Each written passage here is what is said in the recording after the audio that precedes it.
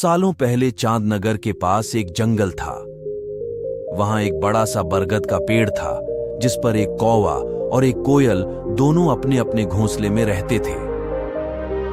एक रात उस जंगल में तेज आंधी चलने लगी। देखते ही देखते बारिश शुरू हो गई। कुछ ही देर में जंगल का जो भी था सब बर्बाद हो गया और कोयल को अपनी भूख मिटाने के लिए कुछ भी नहीं मिला। तभी कोयल ने कौवे से कहा, हम इतने प्यार से इस जंगल में रहते हैं, लेकिन अब हमारे पास खाने के लिए कुछ नहीं है। तो क्यों ना जब मैं अंडा दूं तो तुम उसे खाकर अपनी भूख मिटाना, और जब तुम अंडा दोगे तो उसे खाकर मैं अपनी भूख मिटा लूंगी। कौवे ने कोयल की बात पर सहमति जताई।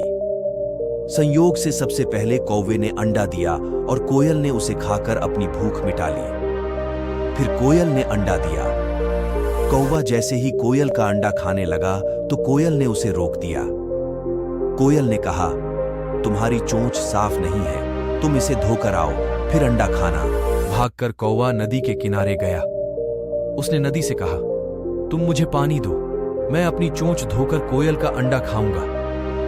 नदी बोली, ठीक है, पानी के लिए तुम एक बर्तन लेकर आओ। अब कौवा जल्दी से कुम्हार के पास पहुंचा। उसने कुम्हार से कहा, मुझे घड़ा दे दो, उसमें मैं पानी भरकर अपनी चोंच धोऊंगा और फिर कोयल का अंडा खाऊंगा। कुम्हार ने कहा, तुम मुझे मिट्टी लाकर दो, मैं तुम्हें बर्तन बनाकर दे देता हूं। ये सुनते ही कौवा धरती मां से मिट्टी मांगने लगा।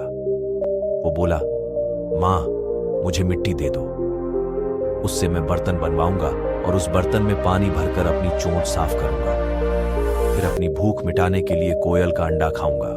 धरती मां बोली, मैं मिट्टी दे दूंगी, लेकिन तुम्हें खुरपी लानी होगी, उसी से खोदकर मिट्टी निकलेगी। दौड़ते हुए कौवा लोहार के पास पहुंचा।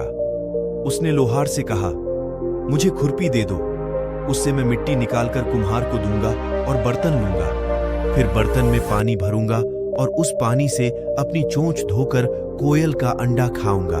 लोहार ने गर्म गर्म खुरपी कौवे को दे दी। जैसे ही कौवे ने उसे पकड़ा, उसकी चोंच जल गई और कौवा तड़पते हुए मर गया। इस तरह चतुराई से कोयल ने अपने अंडे कौवे से बचा लिए। कहानी से सीख, कौवे और कोयल की कहानी यह सीख देती है कि दूसरों पर आंख बंद करके भरोसा नहीं करना चाहिए। इससे नुकसान खुद का ही होता है।